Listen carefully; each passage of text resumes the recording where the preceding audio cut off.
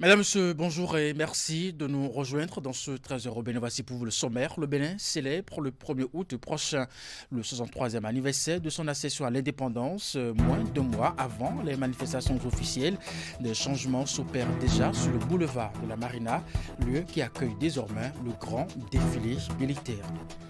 Et puis on s'interroge également dans ce 13h au Bénin sur comment vous passez vos week-ends justement. Maintenant que nous sommes en vacances, cela pourrait être un casse-tête. Endroit à visiter, salle de cinéma, les Cotonois se retrouvent avec très peu d'agenda de distraction.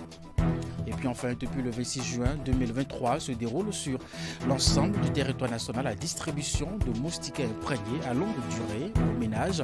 À cet effet, plusieurs sites ont été aménagés afin de décentraliser la distribution. Comment se déroule l'opération sur le terrain? On va le savoir dans un instant. Et voilà pour vous le sommaire de ce 13h au Bénin. À nouveau, bonjour et bienvenue si vous nous rejoignez.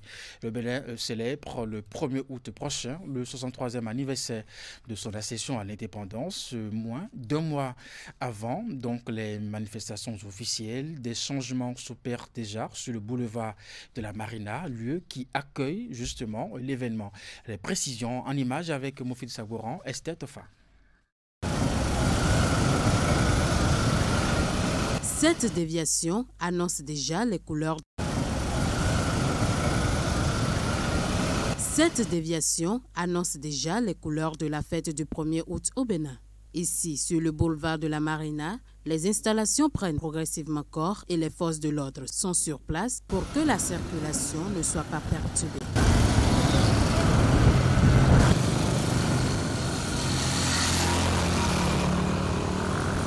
Au pied de la géante dame en bronze, l'affluence est peu considérable en raison des travaux qui ont démarré.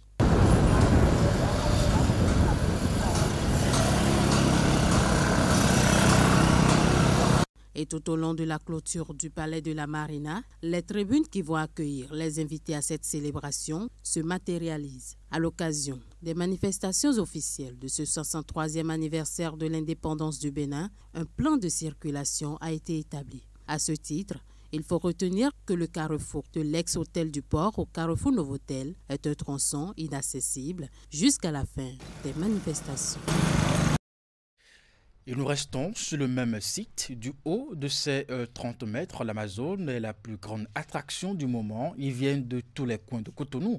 Et d'ailleurs, pour se ressourcer, soit pour voir de plus près la statue de l'Amazone, soit pour passer un bon moment en amoureux et surtout, justement, pour faire des photos. L'esplanade est devenue justement un endroit idéal des détentes, mais aussi un espace de belles rencontres. Reportage. Depuis l'ouverture de l'esplanade de l'Amazone au public en juillet dernier, la grande dame en bronze n'a jamais cessé de réunir à ses pieds des visiteurs d'ici et d'ailleurs. Ça me fait plaisir d'être là. En fait, on est là juste pour s'amuser et voir les statues. Et bon, on est là pour se détendre. Et entre amis, on s'est dit au moins un week-end, pourquoi ne pas être là pour être en harmonie aussi avec la nature. L'esplanade est très bien. Oui, c'est très bien. L'esplanade est devenue un endroit idéal de détente, mais aussi un espace de belles rencontres. Ici, vous pouvez redonner du tonus à votre relation ou encore rencontrer votre âme sœur. Ça m'a plu de m'approcher d'elle, mais je me suis dit, bon, je viens de la voir, je viens de la rencontrer, par sa beauté, elle est frappante quoi. Donc ça m'a plu de m'approcher d'elle, mais je me suis dit un instant qu'elle serait déjà occupée quoi. Donc inutile encore de m'approcher d'elle. Bon. Sinon, bon. Elle en est tout plus cas, belle que l'Amazone qui est là. Ah, je crois. Tu la compares à l'Amazone? En tout cas, elle est plus belle que l'Amazone. Il n'y a pas même une comparaison à faire là quoi. Sinon, comment tu vas? Ça va bien? Je vais bien, merci. Dommage, ce n'est pas son jour de chance. Mais... Vous appréciez son courage? Oui, mais j'apprécie son courage. Et ça m'a donné quoi? Une bonne fête. Ne vous inquiétez même pas. Ça ne pourra pas donner quelque chose parce que je suis déjà occupée. Il n'aura pas même pas votre numéro? Non. Du haut de ces 30 mètres, l'Amazone est la plus grande attraction. Ils viennent de tous les coins de Cotonou et d'ailleurs pour se ressourcer, soit pour voir de plus près la statue de l'Amazone, soit pour passer un moment en amoureux et surtout faire des photos. Bon, je viens ici des fois, si j'ai envie de me détendre les dimanches ou les samedis soirs, je viens ici. J'aime bien l'environnement. Je passe du temps quand même. Je prends de jolies photos et tout, je passe du temps et je rentre chez moi. Non, moi je n'ai jamais venu, c'est ma première fois. Je suis venue, ça m'a donné la force d'être une femme battante et toujours aller de l'avant. La photographie est même devenue une filière très développée ici. Vous vous laissez prendre en photo et quelques minutes après, vous l'avez. On est là pour les accueillir et leur proposer quelques vues en express comme vous me voyez en train de les imprimer. Et ceux qui sont partants, ils le font. Ceux qui ne veulent pas le faire, ils proposent en numérique directement dans leur portable. Donc il y a une manière aussi de les coacher, de les aborder et de les rassurer qu'ils auront de très belles vues. La statue de l'Amazone est une véritable carte postale qui booste le tourisme béninois. Michel est un touriste français. Il est au Bénin depuis un mois et c'est la 6e fois qu'il visite le pays. C'est très intéressant. Il faut savoir circuler, il faut des fois aller dans les endroits peu connus aussi. Et il y a beaucoup de choses à voir. Ouais. Vous avez déjà visité quoi? J'étais dans le nord, j'étais dans l'ouest, j'étais à la campagne, j'étais dans les villes, j'étais voir un petit peu où les chemins et les pistes me menaient. Et il y a toujours des choses très intéressantes. Et son coup de cœur, c'est la place de l'Amazone. C'est grand. Déjà, l'Amazone, elle est très grande, donc c'est très impressionnant. Il y a beaucoup d'espace ici. Alors c'est intéressant de faire la promenade, des fresques. On a fait toutes les fresques et d'arriver à la place de l'Amazone. Et puis la citation pour les femmes béninoises qui est inscrite au bas est assez intéressante pour le futur aussi. Donc c'est un endroit assez futuriste en fait. Il n'y a pas que Michel qui soit tombé amoureux de l'Amazone, même le tout petit Salomon. Tu es là pour faire quoi? Je vois de l'Amazone. Tu es là avec qui? Tu es venu avec qui? Dada, papa. Et qui encore? Il dit encore Fofo, c'est avec maman. Vingt là aussi. Okay, l'Amazone est où? C'est la même chose? Ok, un bon pour toi. Au Bénin, la place de l'Amazone est incontestablement l'endroit le plus visité. Elle draine un nombre important de personnes et génère de petits profits. Symbole de fierté, justement, bientôt un an que la statue de l'Amazone domine le ciel cotonois déjà, et puis on note déjà sa dégradation, chose assez étonnante. La peinture de la statue s'effrite. Cet état de choses est-il dû à l'incivisme des visiteurs? On va le savoir dans ce reportage. Nous sommes à la place de l'Amazone cet après-midi. Les visiteurs viennent comme à leur habitude. Soudainement, un groupe de petits enfants nous envahit.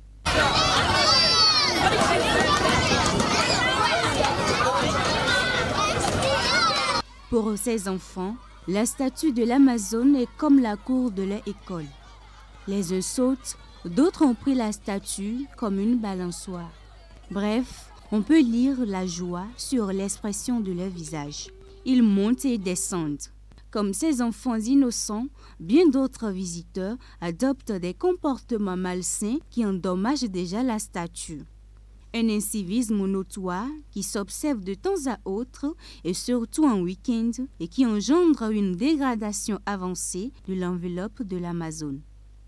Moi, je pense que c'est dû au fait que, y a certaines personnes qui viennent et pour faire des photos, elles montent sur la statue, elles vont même jusqu'à un niveau donné, elles s'asseyent dessus. Donc, selon le type de chaussures qu'on porte, et si chaque jour, à peu près 20-30 personnes doivent monter sur la statue comme ça, il y a de quoi que ça laisse des traces, que ça se garde vite. Quand je suis venu, je vois que il n'y a pas longtemps que l'édifice est là, mais ça commence déjà par se dérouiller. La peinture s'en va, sûrement parce que les gens montent dessus. Et dans d'autres pays, ça ne se fait pas de cette façon. Je pense qu'ils n'ont pas mis une peinture adaptée parce qu'il y a la pluie, il y a la corrosion, donc je pense que c'est dû à cela. Face à ce constat, les visiteurs proposent des solutions. On ne peut pas dire qu'on va, comment on dit ça, barricader, de sorte à ce qu'ils puissent plus approcher, parce qu'ils vont encore dire qu'on les empêche de toucher la statue alors que c'est une place publique. Alors que bon, c'est une très bonne solution, les empêcher de toucher, oui. Maintenant, bon, normalement, on devrait pouvoir prendre conscience nous-mêmes et par nos comportements, essayer de faire en sorte que la statue reste longtemps, de préserver, d'avoir des comportements qui fassent en sorte que ce genre de choses n'arrivent pas.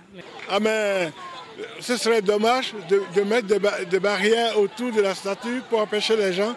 Donc c'est en fonction de la civilité des visiteurs que la statue sera maintenue en forme. La solution, c'est d'envoyer des experts pour essayer de voir la cause. Parce que nous disons sans preuve, sans quoi. D'abord, on doit pouvoir engager des gens pour l'entretien. Donc, et leur donner des directives à suivre par rapport à l'entretien de la statue. La statue de l'Amazone incarne un personnage imposant, fabriqué en structure métallique avec une enveloppe en bronze de 30 mètres de hauteur. Il mérite bel et bien des visites, mais des visiteurs un peu disciplinés. Et puis voilà donc le constat effectué au pied de l'Amazone. Avant de poursuivre ce 13h au Bénin, en direction Porto-Novo, où nous allons retrouver Idrissou Boukari. Idrissou Boukari, bonjour. Bonjour Eric. Allez, vous êtes à Porto-Novo, précisément du côté de la Cour de répression des infractions économiques et du terrorisme. Vous suivez pour nous les sessions criminelles. Alors, qu'est-ce qu'on peut retenir justement du démarrage de ces sessions ? Eric, effectivement, nous sommes à la Criette en ce moment. Ce qu'il faut retenir pour l'instant, c'est qu'à l'audience de ce jeudi 6 juillet 2023, 46 dossiers, dont 18 délibérés, sont inscrits au rôle, mais à l'ouverture de l'audience, le président de CA a vidé les dossiers en délibéré. Parmi ces dossiers, Eric, certains sont relatifs à des faits d'escroquerie via Internet appelés cybercriminalité et d'extorsion de fonds. Dans le cadre d'un dossier d'escroquerie via Internet, 9 personnes, dont 2 femmes, ont été poursuivies. Les prévenus dans ce dossier sont toujours des jeunes âgés de la trentaine. Selon le verdict rendu par le juge Guillaume Lali, 5 personnes, dont les 2 femmes, ont été relaxées au bénéfice du doute des fins de la poursuite. 4 autres jeunes ont écopé de 7 ans de prison, dont 5 fermes et 2 millions d'amendes chacun. Eric, après les délibérés, le juge qui préside l'audience a pris un autre dossier. L'audience a démarré, mais quelques minutes plus tard, elle a été suspendue. Nous attendons les juges pour la reprise de l'audience et le verdict qui sera prononcé au terme donc des discussions. Voilà donc ce qu'on peut retenir pour l'essentiel, en tout cas pour le moment ici à la Criette, en ce qui concerne le déroulement des audiences. Eric. Parfait. Merci à vous, Idrissou Boukari. Je rappelle que vous êtes du côté de Porto-Novo, précisément à la Criette, la Cour de répression des infractions économiques et du terrorisme. Vous suivez pour nous les sessions criminelles. Dans la suite de ce 13h au Bénin, je rappelle que nous aurons un compte rendu plus complet dans la suite de nos éditions. On s'interroge dans ce 13h au Bénin, vos week-ends, comment vous les passez justement. Maintenant que nous sommes en vacances, cela pourrait être un casse-tête, endroit à visiter, salle de cinéma. Les Cotonois se retrouvent avec très peu d'agenda de distraction. Reportage. En week-end, la majorité des Béninois priorisent le divertissement en lieu et place du repos. C'est le moment pour jeunes et vieux d'effectuer des sorties entre amis ou copains pour laisser leur corps et leur organisme s'épanouir. Au cours du week-end, je m'en vais dans les places publiques pour me relaxer, pour me divertir, pour une distraction, pour relaxer le corps. Pour me divertir, souvent, je me promène avec ma famille, ma petite famille. Nous choisissons, ça dépend du week-end, nous choisissons par exemple un lieu d'attraction pour nous divertir. Et pendant le week-end, je vais rendre visite à la famille par exemple, puisque en semaine on est au travail. Je fais les plages, on organise des activités communautaires avec des amis. Déjà que nous sommes à Cotonou, il y a la plage, il y a plusieurs lieux publics. Donc la soirée, on prend l'initiative d'aller prendre de l'air à la plage. Dans le lot de ceux qui choisissent se divertir que de se reposer, bon nombre de gens sont attirés par la plage, la place de l'Amazone et autres. D'autres, par contre, se tournent vers les salles de cinéma pour se faire plaisir en week-end. Généralement, les samedis, dans l'après-midi, on peut sortir comme sur un lieu comme celui-ci, ou bien chercher à voir un film, en l'occurrence par exemple à Canal Olympia. Mais Canal Olympia aujourd'hui quand même fonctionne aussi et beaucoup de jeunes s'y rendent. Parfois le cinéma, et bon, de temps à autre, pour les salles qui sont encore fonctionnelles, bien sûr. Malgré toutes les potentialités attrayantes que dispose la ville de Cotonou, on constate le manque d'infrastructures, de distractions notamment, les salles de cinéma et d'espaces de divertissement. J'ai connu Okwe-Olua que j'ai beaucoup aimé. En temps, je regardais beaucoup les films hindous à Okwe-Olua. Il y a aussi Ciné Le Bénin, mais qui est aussi Ciné Concorde, voilà, à l'entrée d'Akwakwa là-bas. Mais ces salles-là, je pense qu'elles ne fonctionnent plus. On ne sait pas pourquoi, mais il serait intéressant quand même que ces salles qui sont quand même des promotions de nos pays puissent être réactivées et puissent servir d'instruments de distraction aux populations. Ce serait très intéressant. On remarque quand même que depuis un moment, on a quelques besoins dans ce sens-là. Il n'y a plus assez de salles de cinéma ou de parcs d'attractions. Autrefois, on était marqué par le cinéma Concorde, par exemple, ici à Cotonou, ou le cinéma Ira Akari à Porto Novo, dans le passé, mais aujourd'hui, on n'a plus ces salles de cinéma qui nous manquent grandement. Je me rappelle, ça doit être il y a 5 ans, 6 ans de cela, les soirs, on allait au cinéma. Mais depuis un bon moment, j'ai remarqué qu'il n'y a plus la présence effective de ces salles de cinéma dans les villes de Cotonou, Porto Novo et consorts. Or, il y a un moment, moi j'ai fait le Burkina, j'ai fait la Côte d'Ivoire, j'ai fait le Niger, mais quand je suis revenu au pays, je ne trouve plus la présence de ces salles chez moi. Et ça me frustre beaucoup. Vous voyez, maintenant, normalement, je devais faire le programme d'aller regarder un film, mais c'est absence de cela que je suis venu ici. Vous me voyez ici à la place Amazone. Vous voyez, s'il y avait un programme qui était programmé sur peut-être Cinéma Vogue ou Ciné Concorde, j'allais peut-être faire le programme d'y aller dans la soirée. Pour un divertissement plus attrayant à l'avenir, les citoyens béninois pensent qu'il faut rouvrir les salles de cinéma qui sont fermées et fournir encore plus d'efforts dans ce secteur pour un bon épanouissement de la population et de la jeunesse. Je vous l'avais annoncé en titre, depuis le 26 juin 2023 se déroule sur l'ensemble du territoire national la distribution de moustiquaires imprégnés à longue durée au ménage. À cet effet, plusieurs sites ont été aménagés afin de décentraliser la distribution. Comment l'opération sur le terrain se déroule? Nous avons effectué une descente sur le site de Woma et voici le constat. Nous sommes au marché de Woma, un site de distribution de moustiquaires imprégnés.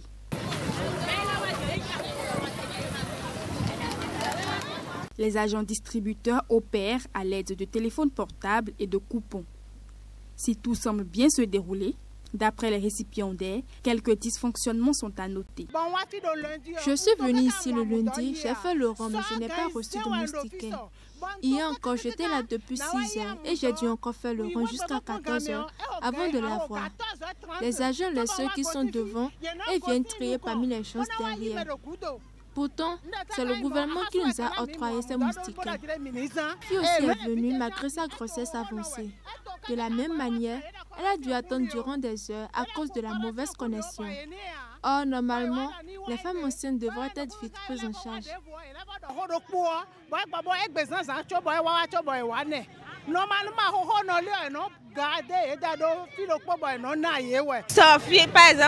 Hier, par exemple, moi j'étais venue chercher la moustiquaire. J'ai remarqué que c'est ceux qui ont gardé des sachets qui étaient servis. Quand je suis revenue aujourd'hui, ils m'ont dit qu'avant d'avoir ma moustiquaire, je dois faire un geste sur mon coupon avant d'avoir satisfaction. Ce que j'ai refusé parce que le gouvernement a bien parlé de distribution gratuite. François Madjidé, l'un des responsables du site, explique les raisons de ces désagréments. La situation, depuis le lundi, on devait commencer par distribuer. Mais les smartphones, c'est-à-dire les portables qui nous servent de guide, ont des problèmes. Donc on a téléphoné à l'hierarchie, ils ont travaillé sur les smartphones. Et puis, depuis hier, nous avons commencé par travailler normalement. Sinon, le lundi, Statuco, ça a refusé. Mais depuis hier, là, ça va. Mais le problème que nous avons, c'est que la population veut être servie en même temps. Ils sont nombreux, mais tout le monde veut être servi en même temps. On a 4 jours, on va les servir tous, il n'y aura pas de problème. Ils auront tous de moustiquaires. Face à ces obstacles qui nuisent au bon déroulement de l'opération de distribution de moustiquaires imprégnés à Womé, il urge que des mesures soient prises afin de la rendre plus facile aux bénéficiaires. Cette campagne, qui s'inscrit dans le cadre de la lutte contre le paludisme, prend fin le 4 juillet prochain. Maintenant, nous parlons environnement. Les espaces publics verts, Cotonou en dispose de très peu. Il y a quelques années en arrière, justement, les Cotonoises et Cotonois pouvaient s'abriter le temps d'une pause avant de reprendre le cours de leur journée. Dans une ville en pleine mutation en matière d'infrastructures modernes, les espaces publics verts, jardins publics, font cruellement défaut. Voici le reportage. Il y a de cela quelques années en arrière, que ce soit la place de l'Étoile Rouge, tout comme celle du Bicentenaire et bien d'autres, les citoyens cotonois profitent de l'ombrage des arbres qui s'y trouvaient pour se reposer aux heures de pause. Et ce, pour le temps de reprendre leurs activités à 15 heures. Chose qui ne se remarque plus ces derniers temps, faute d'espaces publics verts. En temps, il y avait quand même quelques espaces publics, comme l'Étoile Rouge, qui était construit et la place de l'Étoile qui était construite, et on avait un peu un sentiment de vert. Mais lorsque les gens ont adopté une politique de verdissement, qui ne sont plus des espèces qu'il faut à la place qu'il faut, vous avez vu ce que l'Étoile Rouge est devenu. D'abord, le trafic fait que l'accessibilité est difficile, et les arbres qui sont là, c'est que des Terminalia mentali qui ne sont pas des espèces de chez nous. Et voilà, le développement actuel nous a rattrapés et nous avons perdu énormément en biodiversité. On est même tenté d'aller chercher des plantes exotiques pour pouvoir créer le vert dans notre environnement. Cette situation est également due au déboisement créé par les citoyens, mais aussi aux différents aménagements que la ville connaît depuis quelques années. L'homme également cherche donc du bois dans ces milieux-là pour les divers besoins, les besoins quotidiens.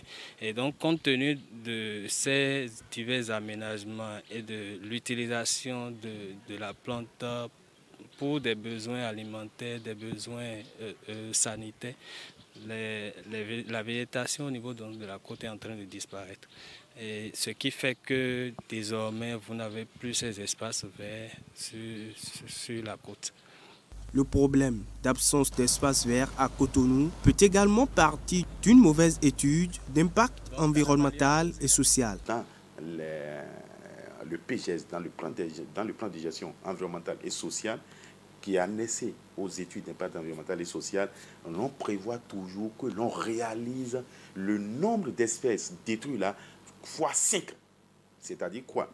Je viens de détruire, par exemple, 10 plants de teck ici, je dois mettre en terre ces 4 plants de tête. Par conséquent, lorsque vous ne respectez pas cette prescription du décret, ça veut dire que vous n'êtes pas un bon professionnel en matière de réalisation de vos études d'impact environnemental et social. Parce que tout ce que nous disons, la finalité, c'est dans les études d'impact environnemental et social.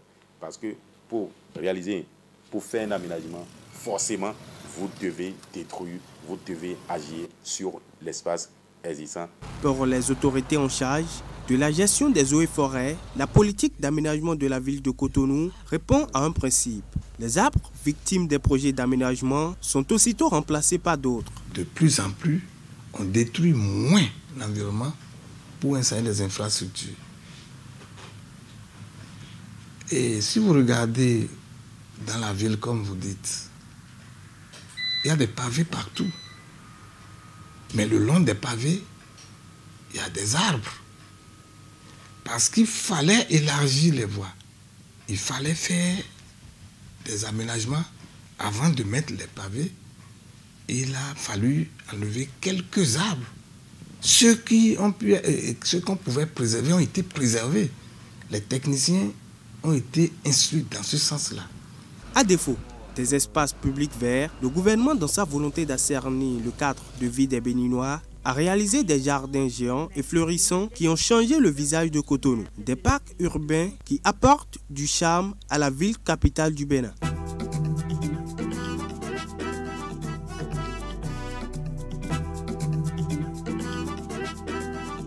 Selon les dires du directeur des eaux et forêts, en ce qui concerne les espaces publics verts dans le pays, les efforts sont fournis selon le climat de chaque localité du pays pour que celle-ci soit plus verdoyante et donc nous n'avons plus qu'à observer la suite.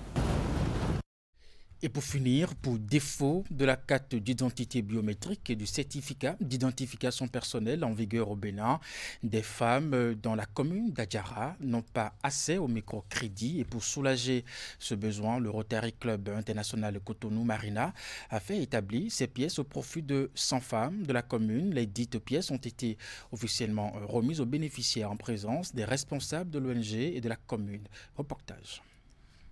Elles sont au total 100 femmes de la commune d'Adjara qui ont bénéficié du regard bienveillant du Rotary Club International Cotonou Marina, des cartes d'identité biométrique, des certificats d'identification personnelle et des actes de naissance sécurisés initiés par la réforme de l'état civil au Bénin leur ont été gratuitement confectionnés. Ceci dans l'objectif de leur faciliter non seulement l'accès au microcrédit, mais aussi leur faciliter la libre circulation dans l'espace CEDEAO. Notre action phare, c'est de faire les CIP à 100 femmes, les extraits de naissance et les cartes d'identité. Ce qui va les permettre d'être vraiment identifiés dans la population et faire toutes les activités que les autres peuvent faire, à savoir faire des prêts, aller partout dans le monde entier. Il faut arriver à l'autonomisation des femmes. Et pour avoir l'autonomisation des femmes, il faut qu'elles puissent avoir des cartes d'identité. On a fait beaucoup de choses dans tout le pays entier. Mais ça, c'est la première fois qu'on donne les cartes d'identité aux gens. C'est très appréciable. Et puisque sans ces pièces aujourd'hui, on n'y peut rien au Bénin. Pas seulement au Bénin, dans les pays de la CEDEAO. La carte biométrique aujourd'hui, c'est ça qui est valable dans tous les pays de la CEDEAO. Donc c'est tout comme un passeport pour les pays africains. Par ce geste, le Rotary Club International Cotonou Marina a vaincu la peine de ces femmes pour se faire établir ces pièces dans la commune d'Adjara. Et c'est bien pour cela que les bénéficiaires ont reconnu les mérites de cette organisation non gouvernementale. Ma joie est énorme parce que cela était un souci pour moi d'établir cette carte avant, mais aujourd'hui, gratuitement, je l'ai reçue. Et je remercie du fond du cœur les membres du Rotary Club et je prie le Seigneur de les bénir. Plaise à Dieu. Tout ce qu'ils ont fait et à la population d'Adjara ne serait pas une peine perdue. Aujourd'hui, c'est une très grande satisfaction pour les femmes du marché qui n'ont pas ce document précieux qui peut leur permettre de faire des prêts et d'agrandir leur chiffre d'affaires. Désormais, ces femmes sont en phase avec les exigences de la réforme de l'état civil au Bénin et vont facilement accéder aux offres des institutions financières. Mesdames, Messieurs, c'est la fin de ce 13h au Bénin. Merci de l'avoir suivi, de votre fidélité au programme de Canal 3 Bénin. À 16h, retrouvez votre bulletin d'information, 19h30, la grande édition de la soirée. Jusque-là, portez-vous bien et à très bientôt.